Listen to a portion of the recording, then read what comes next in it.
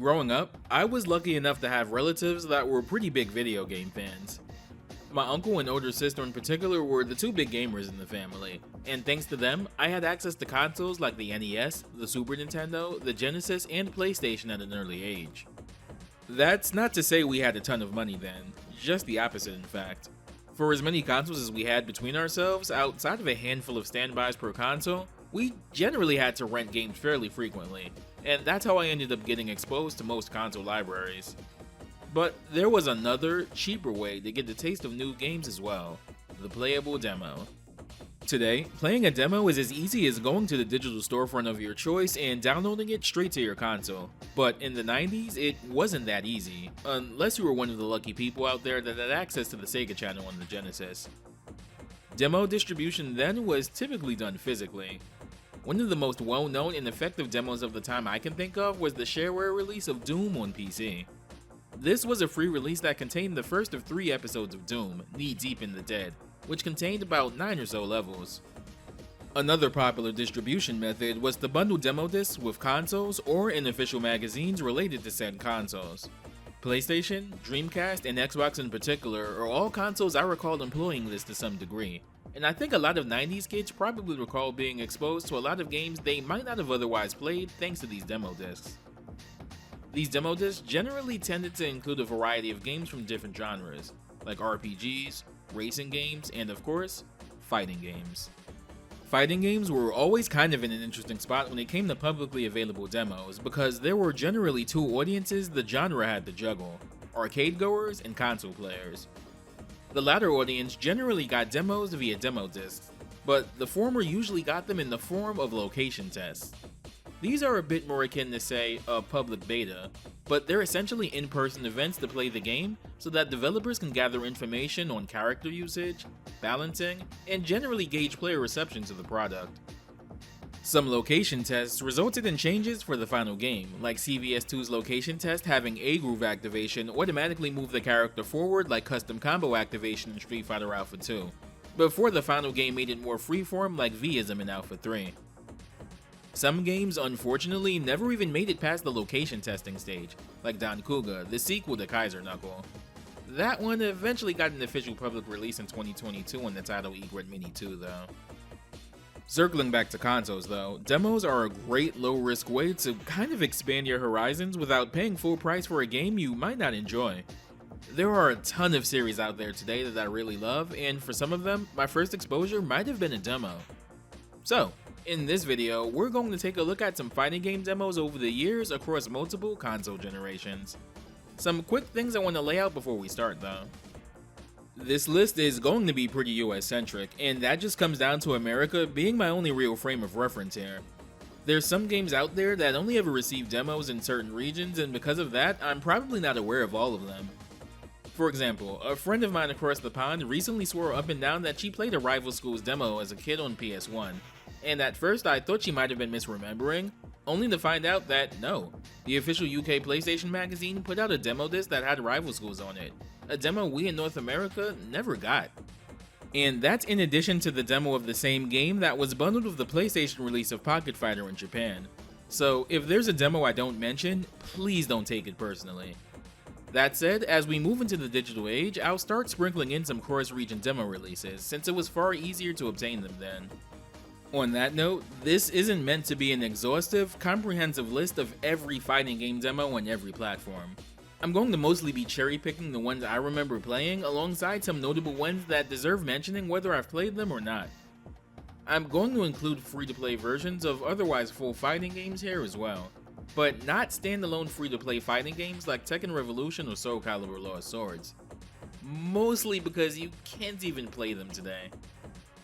There is going to be one game in this video that does have a small price attached to it, but it's a special case and I'll elaborate on it when I get there. As always with these videos, I'm limited by what hardware and software I can reasonably obtain and capture. So if there's a demo that isn't here that you think should have been, assume that it either didn't cross my mind or I just couldn't obtain the means to play it. All that said, let's get started.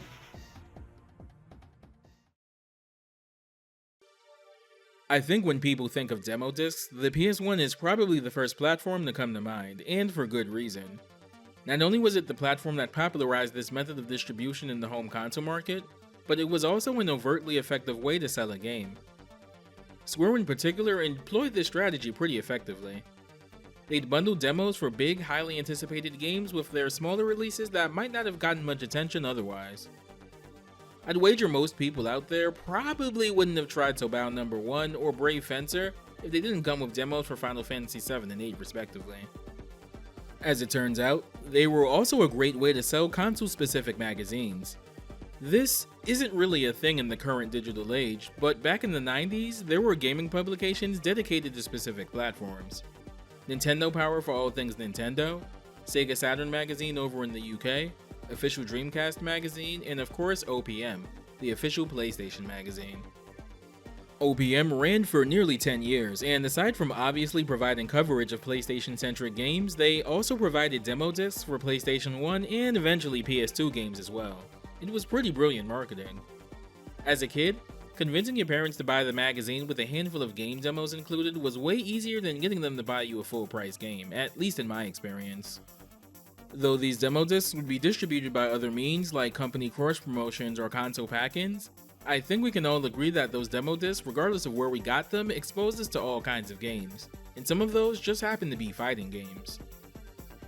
The December 1997 issue of official PlayStation magazine came with the third of its long line of PS1 demo discs, and while it came with some fun demos like Jet Moto 2, the one I'd like to talk about now is Bushido Blade. Bushido Blade is a pretty rad game, and one of the first people talk about when the subject of experimental 3D fighting games come up. It's a weapon-based fighter, where the strength and speed of your attacks are determined by your body positioning, as well as the size and weight of your weapon itself. It's not just about how you strike though, but where. There's a damage system where you can disable or at least severely cripple your opponent's mobility. Strike them in the legs enough and they'll move slower. Strike a critical blow to them and they'll outright be reduced to crawling. Unlike most fighting games, if you score a clean hit on an opponent that wasn't defending properly, or the same happens to you, it's pretty much an instant kill. It becomes a game of positioning, awareness of your current stance, and keeping vigilant for parry opportunities. It's a very, very cool system, though it takes some time to get accustomed to, and the Bushido Blade demo gives you all the time in the world to do so. You can choose one of 6 characters to play as in the demo, and you're thrown into what's essentially a training stage. You're given no direction, but can fight your opponent as many times as you want, since it'll reset the game state whenever someone gets knocked out. On paper, this sounds pretty bare bones, but I actually thought this was a really effective way to go about a demo for this game. You can kind of organically find out how things are supposed to flow, and there's literally no time limit or anything to hinder you. Just you, your opponent, and the mechanics. That's all there really is to the demo, but to this day, I still honestly kind of dig it. That said, there's actually one other fighting game demo on this disc, and it's a doozy. So, confession. I actually have very little experience with Star Wars. I watched the very first movie out of curiosity 2 or 3 years ago and attempted to watch one as a kid on TV. There was some kid walking through a desert or something, but it literally put me to sleep. There's some stuff I know just due to cultural osmosis, like Vader's whole deal, but that aside, I have little to no knowledge of the franchise. That being said, I've heard legends over the years of how astronomically terrible this game is, and yeah, this kind of isn't great. I'll give it this. It actually looks better than I expected it to in motion. I was expecting something rough looking like Toshinden 1, but this honestly doesn't really look aesthetically unappealing or anything. You get the option of a single fight versus a CPU, or a second player if you want to rope someone else into the misery. Controlling your character seems kind of stiff. It just doesn't feel as intuitive to move around in this game as it is something like, say, Star Gladiator. You can play as this Arden Lin character. I don't really know who she is, and you can also play as Luke, and even I know who he is. I didn't play this for long because, in all honesty, I wasn't really having fun at all, but it definitely deserved a mention at the least. I wonder if this demo positively or negatively impacted this game's sales. The March 1998 OPM demo disc came with a demo for Bloody Roar, Hudson Soft and Aiding's 3D fighting game series centered around letting your inner beast loose. A friend and I used to play the shit out of this series, because we were big fans of Animorphs. Remember Animorphs? Yeah. Seriously though, this one's a pretty small demo, allowing you to play as either Yugo or Fox, and thankfully this supports 2 players, so you can have a friend play with you, or you could just have player 2 plugged in while you use them as a training dummy. Sounds crude, but back in demos, and even full-on games that didn't have a training mode, this was one of the ways people had to practice. Bloody Roar was published by Hudson Soft, who was basically absorbed by Konami down the line and developed by Aiding. This was Aiding's first fighting game venture of many, going on to work on some licensed anime fighters like the Naruto Clash of Ninja series, and they also worked on 2 specific entries in a certain crossover series you might have heard of. I remember Bloody Roar 2 in particular being the most fun game in the series, so I was actually kinda shocked that the first game actually plays a lot more solidly than I remembered. I've always preferred the in-game UI for the first game to the second, but that's just me. Playing this actually makes me want to buy a copy of the game again to lab out in my spare time, and if a demo is making me do that over 20 years later, I'd say it's done its job.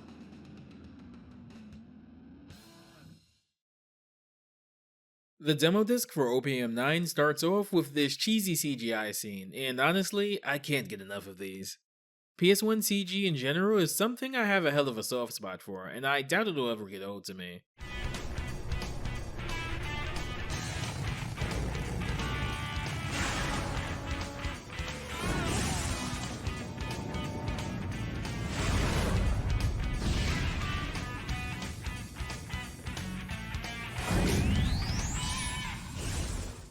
This time around, we've got Dead or Alive, and trust me, this is going to be far from the last time you see this series in the video.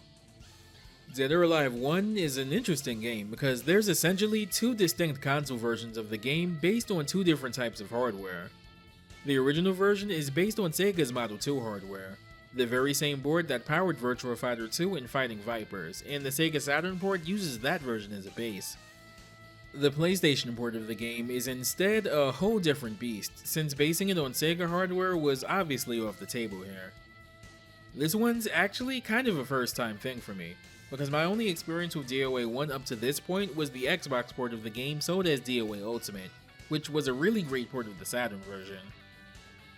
You get to scroll all of the menu options here, though you can only select Tournament, which is basically just the arcade mode.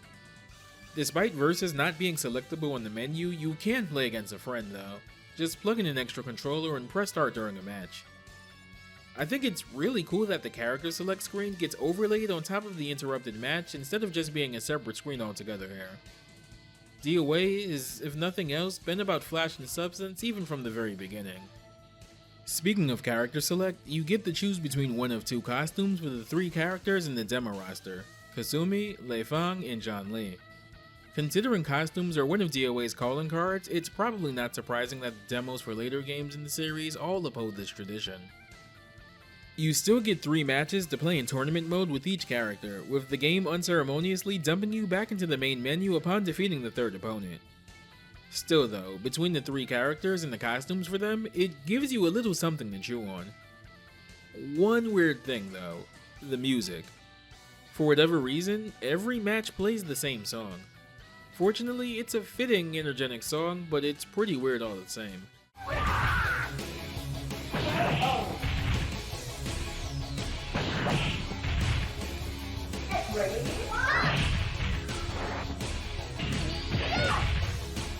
That said, as someone that was more than happy with the Saturn and Xbox ports of the game, I kinda want to track down the full PS1 release for myself now. That's 2 games I've somehow found myself wanting after playing several decade-old demos. I guess these things are still effective. So, Tekken is a series I've always enjoyed super casually, but was never really all that great at it. With 8 though, I promised myself that this was going to be the entry I finally sat down and tried to learn on a more serious level. It's been a learning experience. I happened to be playing Ranked the day Eddie released as a DLC character, and my ass was getting knowledge checked hard. A friend who happened to be watching this slaughter and humoring my salty venting said something though, and not only was it a valid question, it kind of became one of the inspirations behind this video. After the 5th or so straight loss on my end, he said, "I wonder how many of the people playing Eddie main him because he was one of the only characters in that old Tekken 3 demo." And honestly, that's a pretty fair question. Most fighting game demos only give you a taste of the roster, but if you really enjoy the demo and find yourself clicking with one of the few people in the game you do have access to, it's not inconceivable that someone would stick with that character in the full release and beyond. That brings us to OPM Demo Disc Volume 11, which among other games had a demo for Tekken 3. There's an older PS1 demo disc out there that also has a Tekken 2 demo, but I wanted to talk about this one in particular, since it was actually my first introduction to the series. I remember watching the intro to this for the first time and thinking it was some of the coolest stuff I'd ever seen, even considering I was unaware that this game was a pretty significant time skip from Tekken 2. You would get arcade mode and versus mode here, though you only get 2 fights in the former. You get Xiaoyu and the aforementioned Eddie here, and I kind of wonder if that same question about Eddie mains applies to Xiaoyu as well. Feel free to chime in about that in the comments, by the way. I'm honestly interested in hearing other people's thoughts on that. Once you beat the second opponent, you get the high score screen scroll before being booted back into the menu. Even though you don't get to see every menu option, I also kind of think it's a little clever. You see just enough to know that there's more to the full game beyond what you can play in the demo, but it kinda stokes the imagination a bit, you know? Where are they hiding? Sure, I can see some of the modes, but what if there's more beyond those? And, well, Tekken 3 being Tekken 3, it delivers on that and then some. The PS1 port of the game is generally considered one of the best arcade ports of that era, let alone on the PS1, and the demo gives you just enough to play to see why a case could be made for that gameplay wise, while also teasing you with a whole world of possibilities. Definitely one of the more memorable fighting game demos for me. Before we get to the next demo, let's just take a second to appreciate this goofy ass demo disc intro.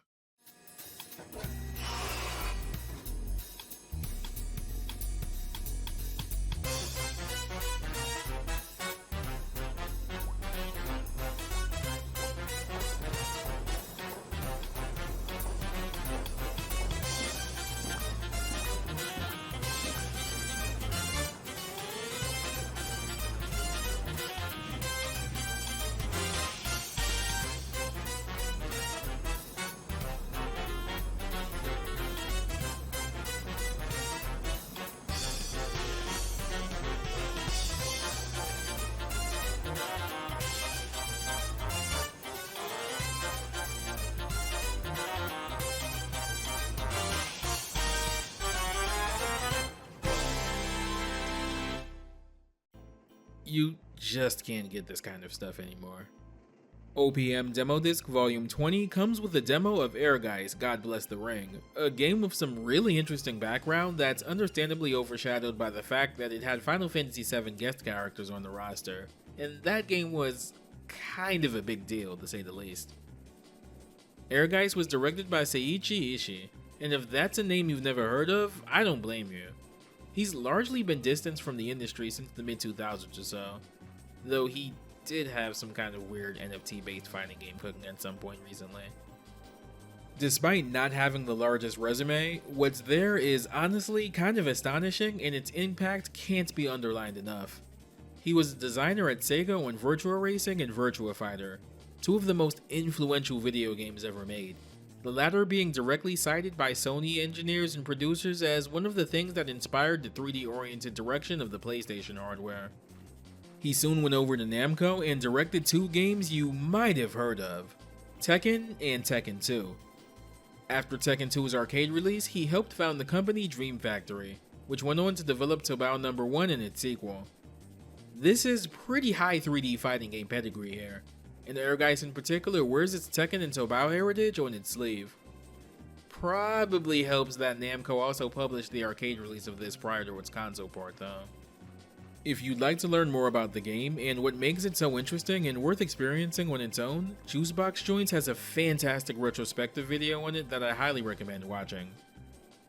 You start out with an honestly pretty sick CG intro sequence. The way this one hops between its cast always kind of reminded me of the Fighter's Megamix intro on Saturn, another CG intro of the era I really enjoy. You only get to choose Godhand in the demo, which is a shame, but he's kind of bonkers enough as it is to play as, so I'm not too tore up about it. You can also select between different pre-arranged control schemes, though I ended up going for the default arcade scheme. You essentially get to fight 3 characters in arcade mode, and unlike the previous demos we've talked about where they'd be randomized at least a little, they're predetermined here. The first is always a mirror match against Godhand. The second is against Yoko, a somehow 17-year-old Interpol agent that trades in a Glock for a yo-yo instead. And because it's 90% of the reason people were going to buy the game anyway, the third fight is against Cloud. They obviously weren't going to let you play as Cloud in the demo, oh no, you've got to pay up for that. But being able to fight against him is a really effective carrot on the stick strategy, and I wouldn't be surprised if it at least worked on a few people. I don't think Air Guy sold incredibly well or anything, but what sales it got were probably owed to the Final Fantasy VII cast being in this, so even having just a drop of it in the demo was a pretty smart choice.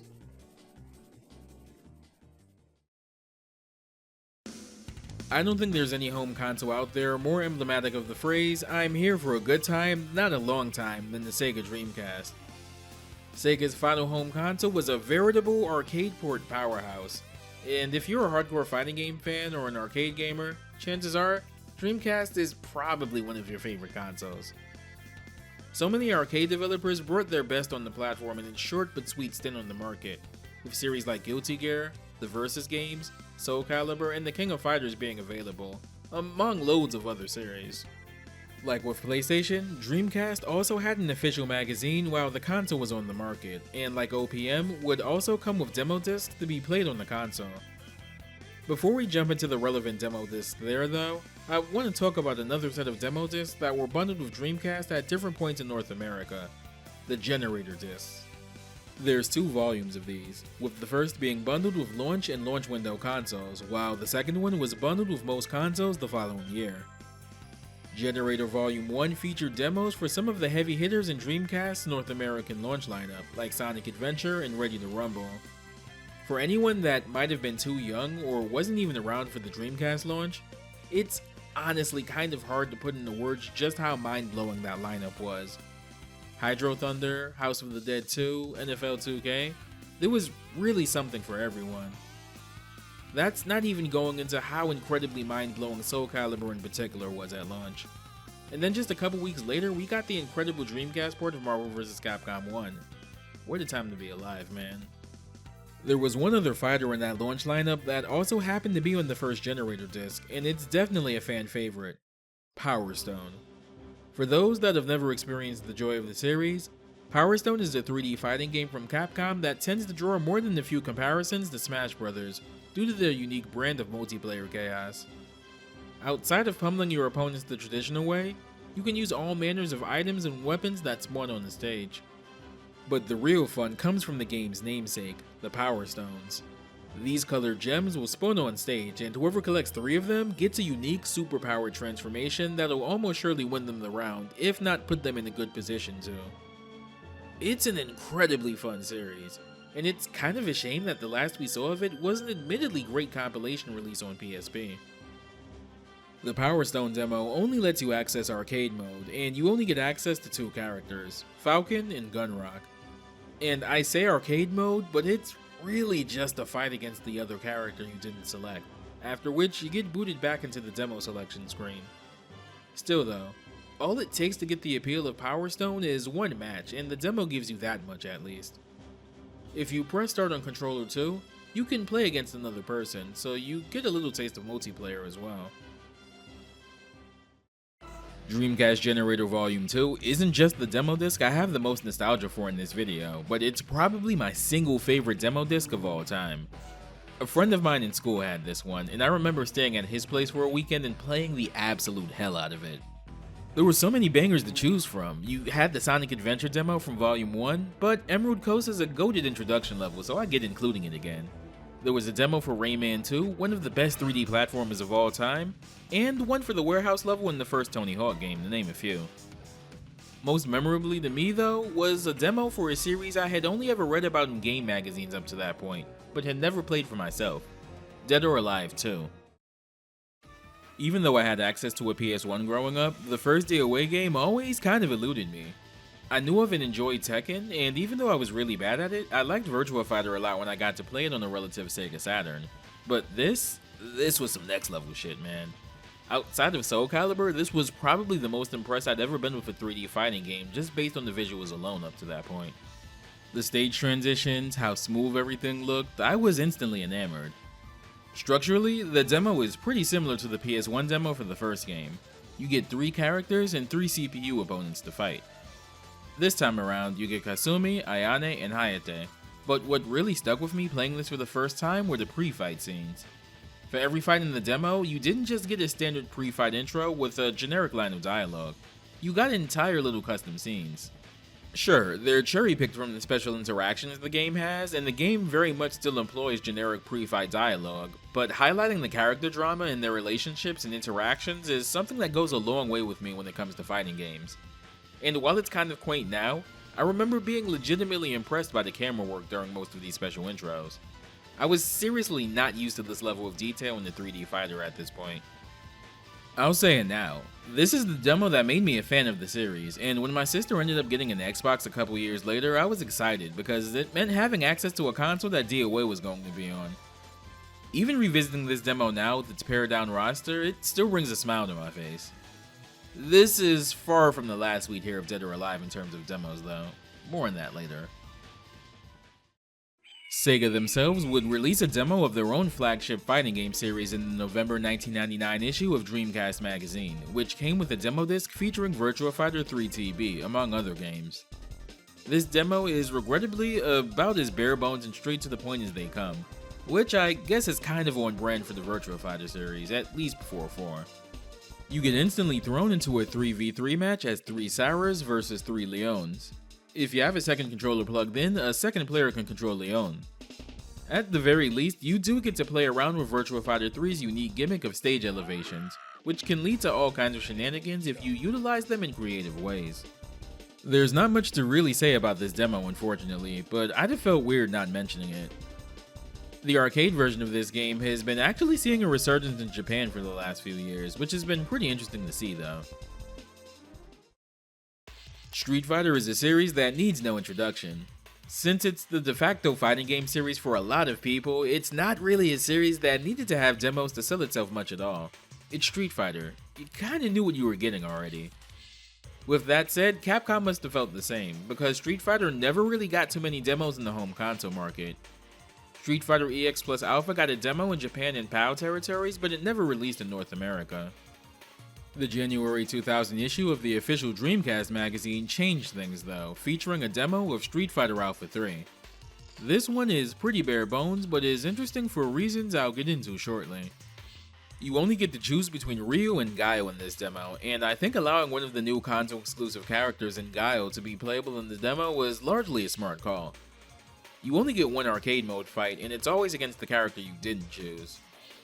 You do get to mess around with one other mode though, the Sakio Dojo mode via the network menu. The Dreamcast port of the game has the title screen subtitle of Sakio Dojo, and this mode is what it's named after. This mode allowed you to fight in dojos against CPU opponents. After defeating 3 students, you could fight the dojo master.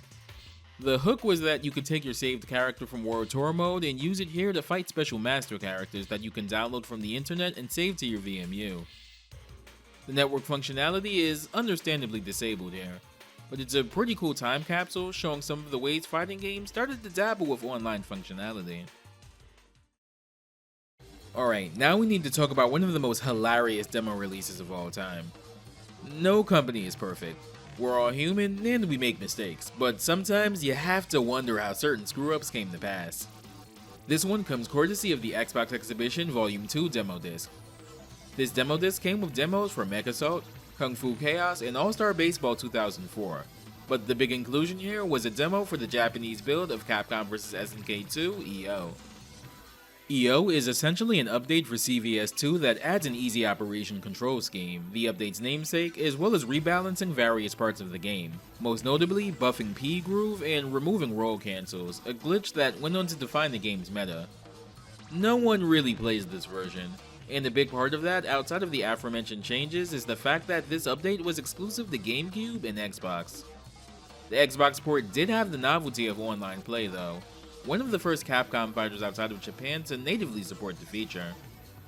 In the demo, you have arcade mode, survival mode, and color edit too, apparently. Alright, pretty generous so far, but I bet you only get to choose a handful of characters, and every mode is pared down for the demo. Oh, it's everyone but Shinakuma and God Rugal. Huh. Alright, so arcade mode is surely just gonna be a fight or two before spitting you back out to the main menu, right?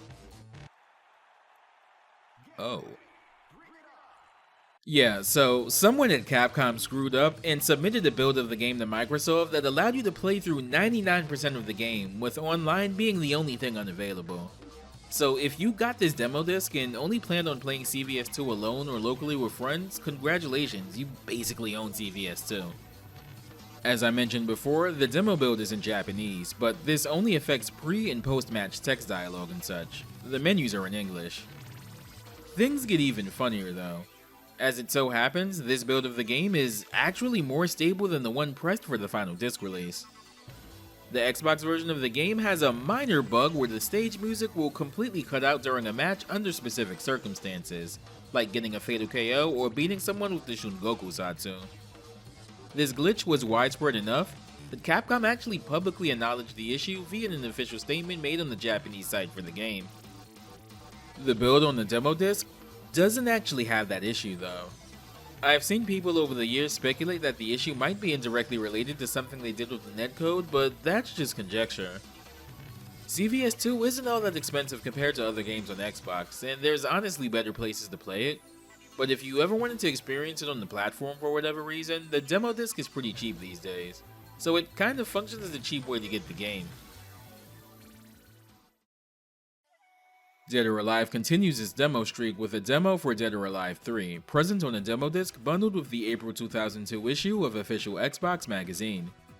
In this demo, you just get an abridged version of the time attack mode, though you can play with the standard 1v1 rules or the tag mode. You get a surprising 8 characters to choose from in the demo: Hitomi, Zack, Bass, Tina, John Lee, Li Fang, Christy, and Helena. You get 3 fights to play through in tag mode before the fun is over, and 4 fights in 1v1 mode. Sidebar, but can I just say that DOA is probably the fighting game series that's aged the best visually across the board? DOA 3 still looks incredible to this day, and even the original arcade version of DOA 1 is one of the best looking Sega Model 2 games out there. In this console generation, some companies, but very specifically Namco and Tecmo, started getting experimental with the content they put on these demo discs, and started playing with the idea of giving you things that you could unlock on a demo disc that could be transferred to the full game if you had it. For Dead or Alive 3, this came in the form of the DOA 3 booster disc, which was an updated version of the DOA 3 demo that came with the disc included with the September 2002 issue of official Xbox magazine. There were 2 components to this demo: the main demo itself, which remained largely unchanged from the first game, and the new booster disc menu option. The booster disc essentially was a slew of completely new costumes that weren't obtainable in the original release of the game. By using the booster disc, you can download them to your Xbox hard drive and use them in the full DOA 3 game. You have to have a DOA 3 save to transfer them, and you even have the option to pick and choose which costumes to download or just batch download them all. It's kind of like physical DLC, as oxymoronic as that sounds. The booster disc was also present in Dead or Alive 2 Ultimate as well, so if you had that game, you could also use it to unlock the costumes in 3. DOA 3 is backwards compatible on Xbox One and Xbox Series consoles, and thankfully the booster disc content is available off the bat. So if you're interested in playing a content complete version of the game today, that's the way to go. Next, we get to the PlayStation 2 side of things, which more or less carried the demo disc torch from the PS1 days. OPM was still very much a thing in the US for the PS2's lifespan, so it was a pretty natural transition all things considered. X-Men Next Dimension is one of the games included in Volume 60 of OPM's demo disc. This one's unfortunately a little on the bare side, only allowing you to play as Beast vs Phoenix, though a second player can jump in as well. X-Men Next Dimension is a pretty fun game though, and you can get a good look at the multi-tiered stages and stage transitions even within the bounds of this demo, thankfully. If you're a fan of the X-Men Mutant Academy games on PlayStation 1, this is more or less a sequel to them, and I highly recommend playing them.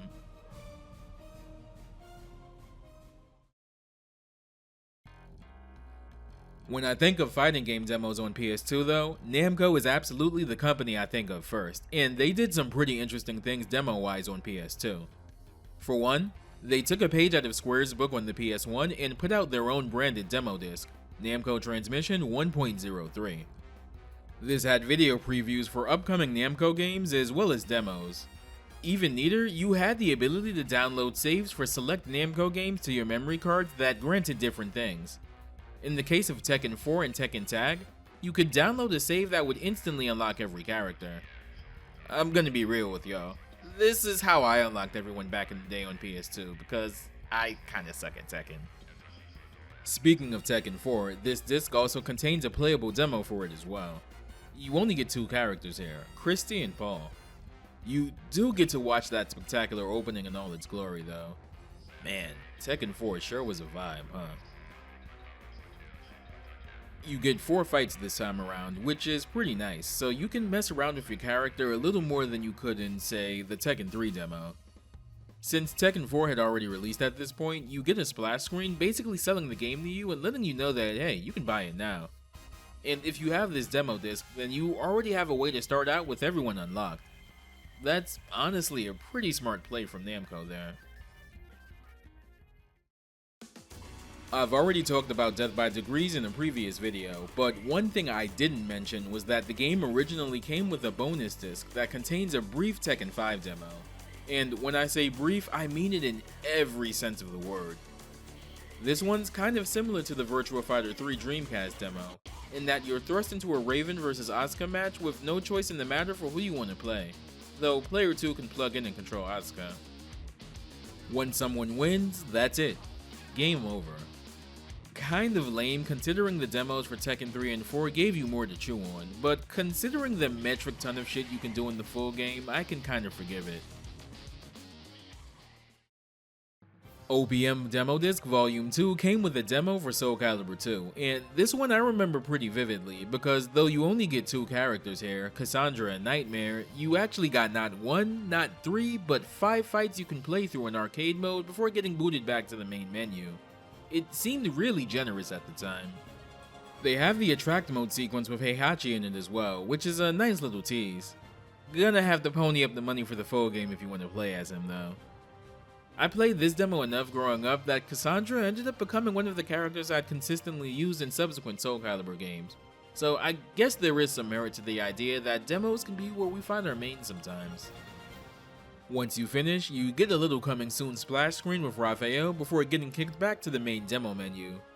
Pretty straightforward in what it has, but I had a lot of fun with it back in the day.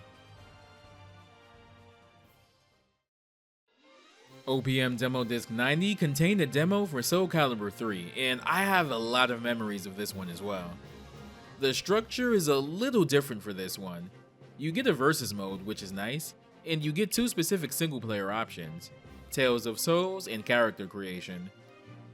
Tales of Souls is a choose-your-own-adventure-esque mode that sees you choosing a character and playing out their adventure, making decisions that end up with branching paths.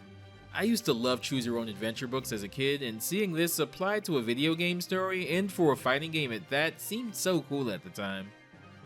You only get Keelik in this mode, but they do let you play far enough to make some key decisions so that you can really get a feel for the mode. Character creation is exactly what it says on the can. You can create a fighter of your own using the in-game creator, which is actually enabled in the demo surprisingly enough, and then go off to fight people. To this day, I'm still kind of surprised they even bothered putting this in the demo. But Soul Calibur 3 in particular is one of the most feature-packed fighting games of all time, so I guess Namco offering a slice of that mode wasn't too much being cut from the pie. I have this really vivid childhood memory of creating a character in the demo and fighting this Olga character who proceeded to whip my ass up and down the stage for hours on end. 20 or so years later, not much has changed. Once you finish the demo though, instead of immediately getting booted to the main menu, you get a neat little hype trailer for the game, showing off all of the features and modes in the full game. I'm a bigger fan of when demos do this instead of just booting me out immediately, like a one night stand they're ashamed of or something. I think it really says a lot about how content-packed Soul Calibur 3 is that they could afford to put so much in the demo and still not show their entire hand for the full game. It's like the polar opposite of that Tekken 5 demo. This demo disc also has a demo for Marvel Nemesis Rise of the Imperfects, which I wanted to talk about, but I couldn't get it working. It would just freeze after attempting to load the game. I'll talk about that game someday though. While handheld platforms didn't get left out of the fighting game boom, early on they weren't consistently great. The Neo Geo Pocket and Game Boy Advance is when they started really coming into their own, but I think the PSP is the point where we started more consistently getting great handheld fighting game ports as well as new native games. Thanks to the PSP's wireless capabilities, we were able to download content directly to the console with a wireless internet connection, getting rid of the need for demo discs entirely. One demo I remember being excited for when it dropped was the downloadable PlayStation Network demo for Dissidia Final Fantasy. Dissidia is essentially a Final Fantasy crossover fighter featuring heroes and antagonists from the first 12 mainline games, with the sequel including Final Fantasy XIII representation among others. It was and remains one of the best reasons to own a PSP, even if the sequel renders the first game obsolete. That said though, I remember when the English demo dropped, and it was a pretty exciting time because not even the Japanese release got a playable demo. The demo itself allows you to choose two variations of arcade mode, which was actually a new feature added for the English release of the game, so it makes sense that the demo was so focused around it. You get to choose between one of 5 characters: Onion Knight representing Final Fantasy III, Cecil from Final Fantasy IV, Terra from Final Fantasy VI, and Cloud and Sephiroth from PS1 classic Ehrgeiz. Hard mode gives you a few more fights on top of being more challenging than easy mode, and it's kind of welcome since it will likely push you to learn all of the ins and outs of the character you choose. I remember someone doing some digging into the demo and finding that there were more characters in the data than the demo let you play as, and people found a way to use custom firmware cheats to enable them in the demo, which was kind of funny. Dissidia got a sequel in the form of Dissidia 12, and honestly, I think that game deserves an entire video dedicated to it because it's one of the best sequels of all time, let alone in regards to fighting games. Dissidia 12 very uniquely received a paid demo instead of a free one, Dissidia Duodecim Prologus.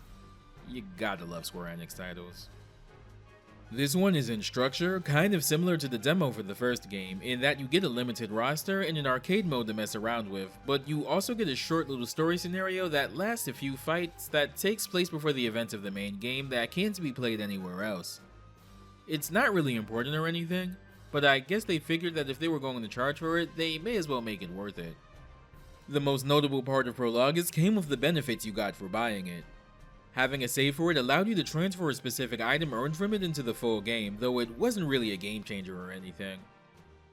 The most important benefit was that buying Prologus gave you access to an exclusive assist character in the full game that couldn't be obtained anywhere else, Aerith. Aerith is so overpowered she kind of justifies Prologus' $3 asking price on her own. Because the PSP was also region-free, this meant that downloading content from other regions was now possible, provided you had a PSN account for said region as well. One of the first foreign language demos I recall playing was the demo for Dragon Ball Tag Versus, also known as Tenkaichi Tag Team outside of Japan. This one's essentially a handheld version of the Tenkaichi Sparking Fighters for PS2 and Wii. I'll be honest with y'all, I personally preferred the Dimps Budokai games growing up, but I didn't dislike the Tenkaichi series. They just scratched different itches for me. Budokai is what I played if I wanted a Dragon Ball Z fighting game, and Tenkaichi is what I played if I wanted a Dragon Ball simulator. Tenkaichi Tag Team's gimmick is, as the name suggests, the ability to squad up with another character and fighting in teams, which is pretty cool. The fighting mechanics don't push the tag team concept terribly far, but it does make for some exciting fights.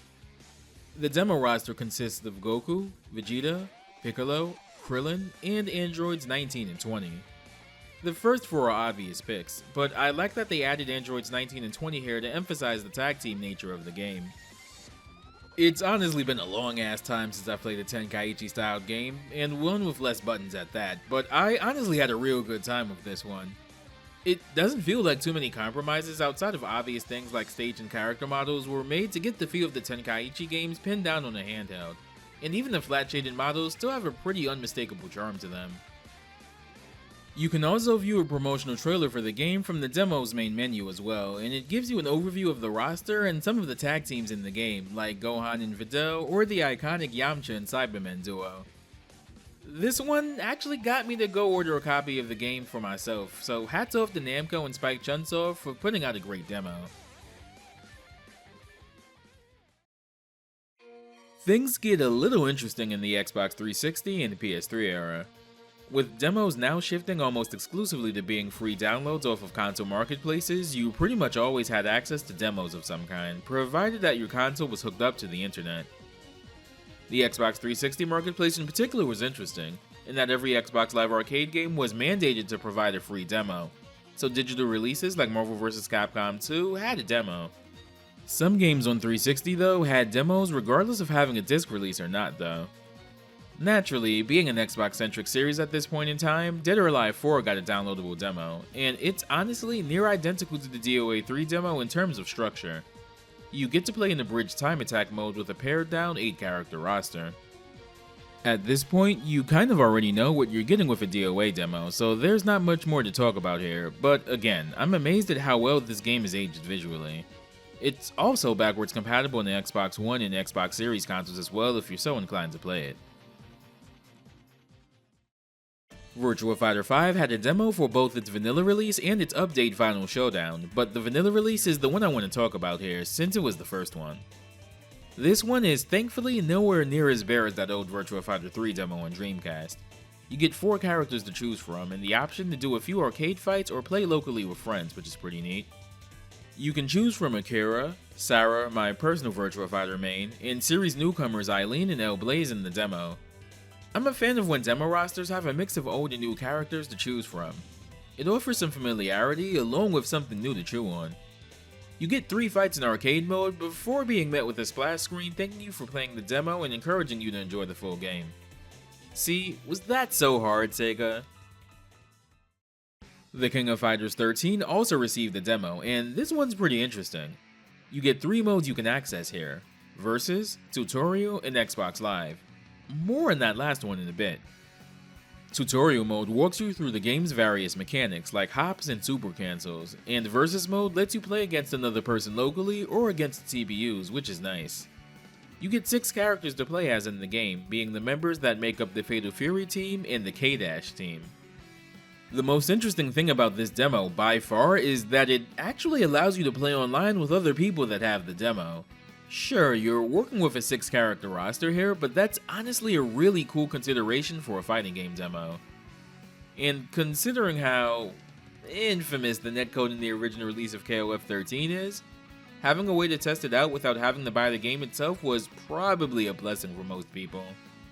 That said, there's no reason to play this release today with the recent global match re-release that has rollback netcode implemented. PlayStation Network on PS3 didn't have a demo mandate like the one Microsoft enforced on 360, but some of the demos on that platform showed up on PS3 anyway.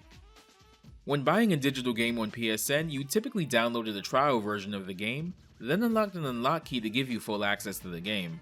If you didn't have the unlock key, you were essentially stuck with the demo version of the game in question. A lot of Capcom's releases in particular were like this: Marvel vs. Capcom 2, Marvel vs. Capcom Origins, and particularly Third Strike Online were all games that did this. Let's talk about that last one for a bit. The Third Strike Online demo gives you access to 3 modes: Arcade mode, pared back to only 3 fights, Trials mode, though you're just limited to the first few parry trials, and Local Versus mode naturally. As far as the roster, you're locked to only Ryu, Dudley, and Ibuki. After the bonus stage following the third arcade mode fight, you're met with the game over screen as if you just finished arcade mode in the full game. The parry tutorial was pretty good, and considering this is Third Strike we're talking about, if there was any basic tutorial they should have put front and center, it's this one.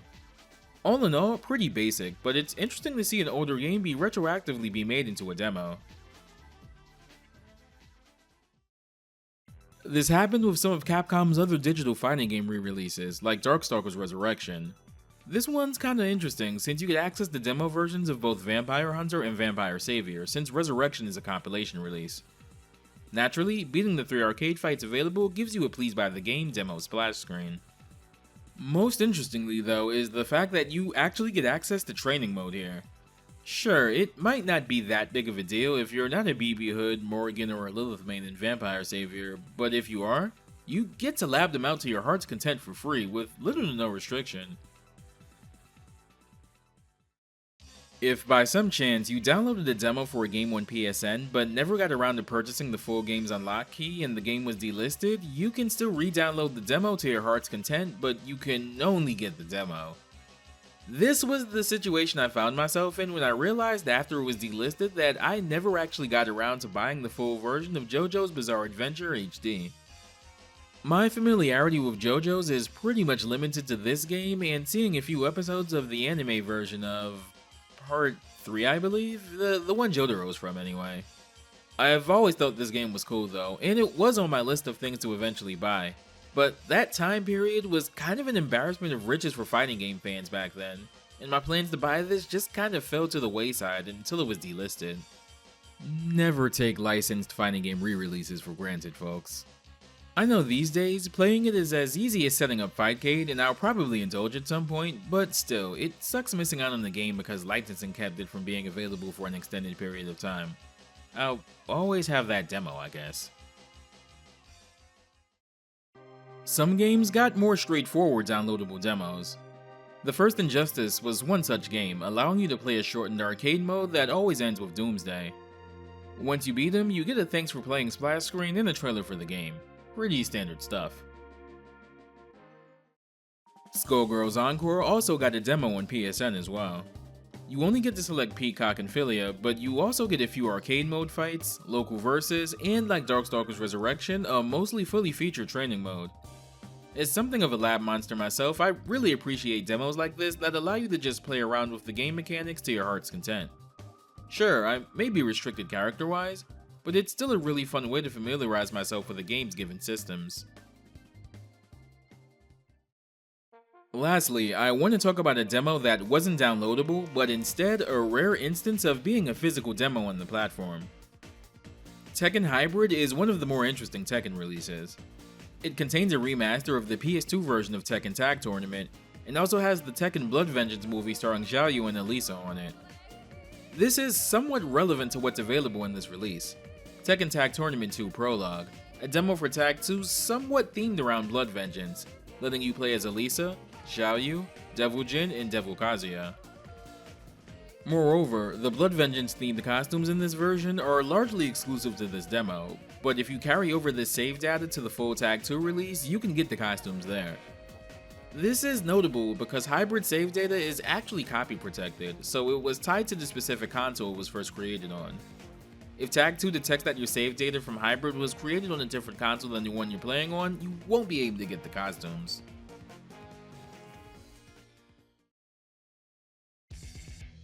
Doubling back to handhelds here, the Nintendo 3DS very much picked up the handheld fighting game torch from the PSP, with some great fighting game releases like Super Street Fighter IV 3D and Tekken 3D Prime Edition. One early 3DS fighting game that got a demo when the eShop finally started allowing them was, surprise surprise, Dead or Alive Dimensions. No, but seriously, Dead or Alive Dimensions is one of, if not my favorite fighter on the 3DS. Dimensions was released for the franchise's 15th anniversary, and to celebrate, Dimensions is more or less a retelling of the events of the first 4 games. Though mechanically, the game plays like a modified DOA 4, assets and all. This is done via Chronicle Mode, which the demo actually gives you a taste of. Chronicle Mode has a prologue taking place before the series, a chapter for each main DOA game up to that point, with the point of view character being the one who canonically would go on to win that game's respective DOA tournament, and an epilogue. You only get to play the very first part of Kasumi's chapter covering DOA 1, but it's enough to tell you how the mode works.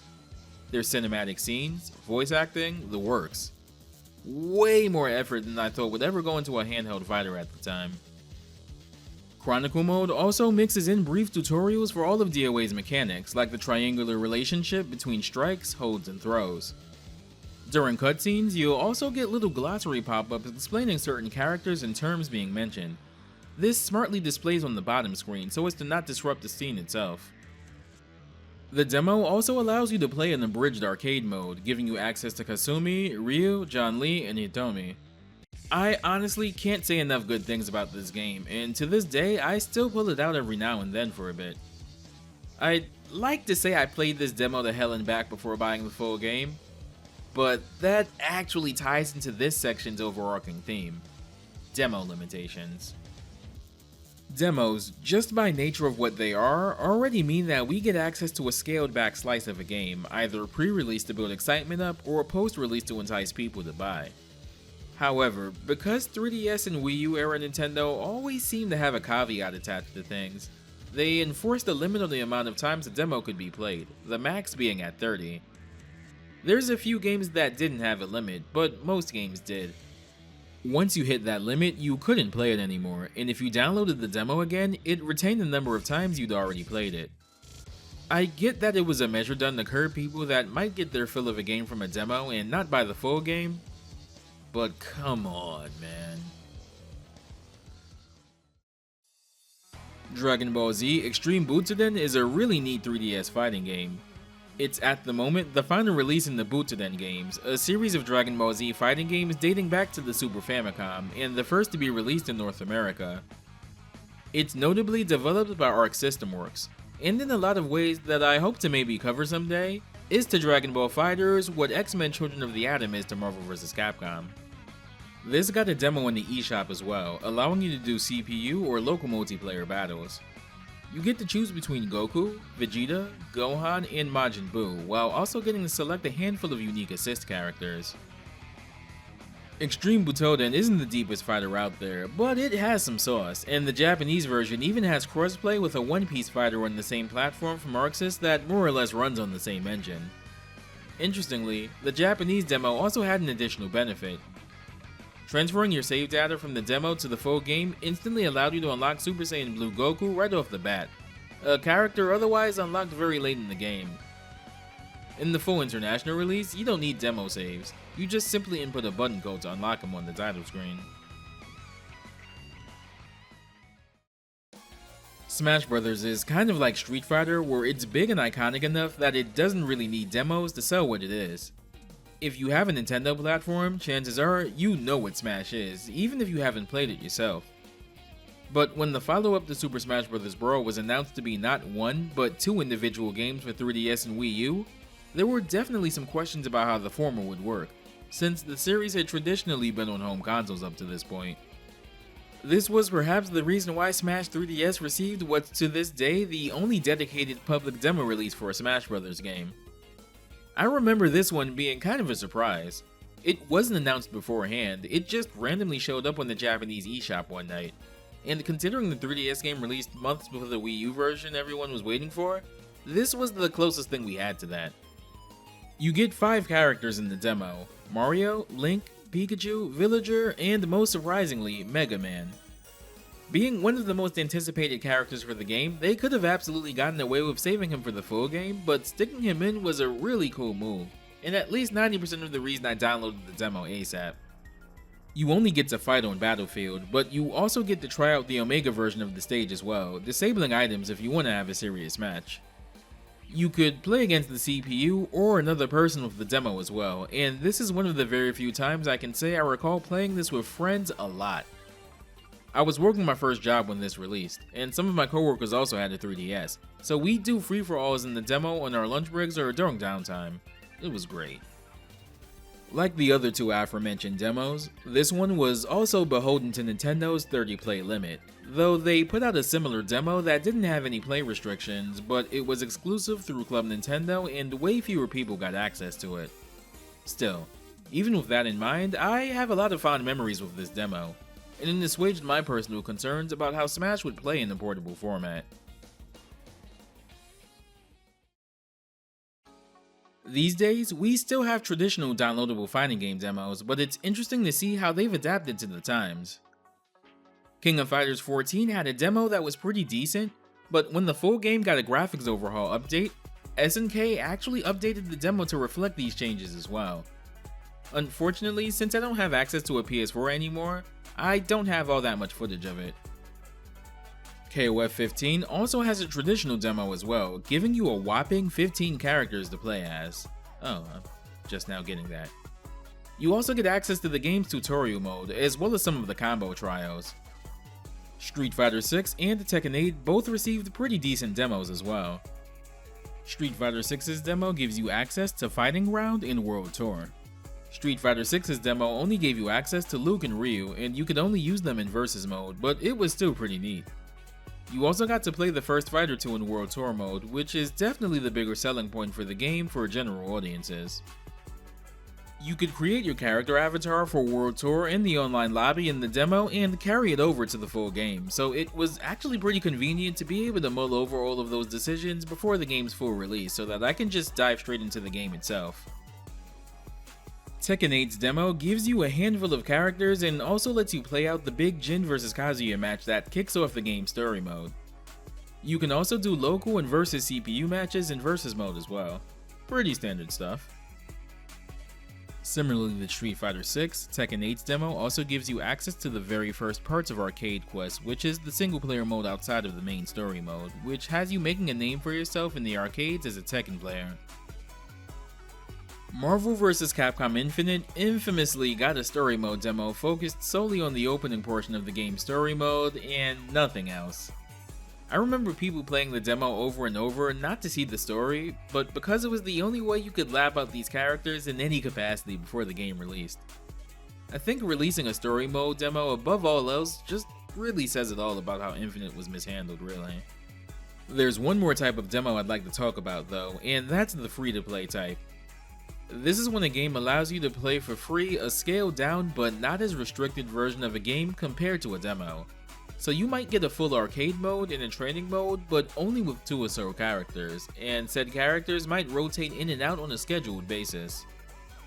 There's a few fighting games out there right now that do that, most recently and notably Grand Blue Fantasy vs Rising, who lets you do pretty much anything you want with Gran, who's always available to use, but is also accompanied by 2 or so other characters that rotate regularly. The series that comes to mind when it comes to this concept for me the most is, what a surprise, Dead or Alive with its Core Fighter releases. This began with Dead or Alive 5 Core Fighters. You only get access to Kasumi, Hayate, and Ayane, but you can buy every other character piecemeal if you'd like, meaning you can only pay for who you want to play as. If you're a hardcore Kasumi player and only intend on playing her and only her, hell, you'd probably not even need to buy DOA 5 with real life money. One minor nitpick I have with this is that the game's final guest character, Mai from SNK's Fatal Fury, is still visible on the character select screen despite being delisted from the game years ago. Seems kind of mean to keep her there and get people's hopes up like that. That said, you can do an arcade mode run in Core Fighters with the character of your choice, and you actually get to do the entire arcade ladder for what that's worth. You don't get to play through the story mode though. This business model ended up being really successful for Koei Tecmo, no doubt due in part to the massive amounts of cosmetic DLC the game has, all of which can be used with Core Fighters as well, giving it a really low barrier of entry in those regards. They ended up doing a Core Fighters release for Dead or Alive 6 as well, meaning every mainline DOA release on consoles has gotten a demo, which is pretty cool consistency. This one is more or less the same as DOA 5 Core Fighters, though DOA 6 does give you a little taste of the story, and the way the chapters are set up, you can play them if you have the requisite characters for them. Almost as if the story mode was made with this business model in mind. Thankfully, at least at the time of this video, every character on the select screen can be purchased, even the SNK guest characters, at least for now. Otherwise, it's pretty much the same as DOA 5's Core Fighters release. DOA 6 got a pretty tepid reception from fans for pretty justified reasons that go far beyond anything I could bring up in this video though.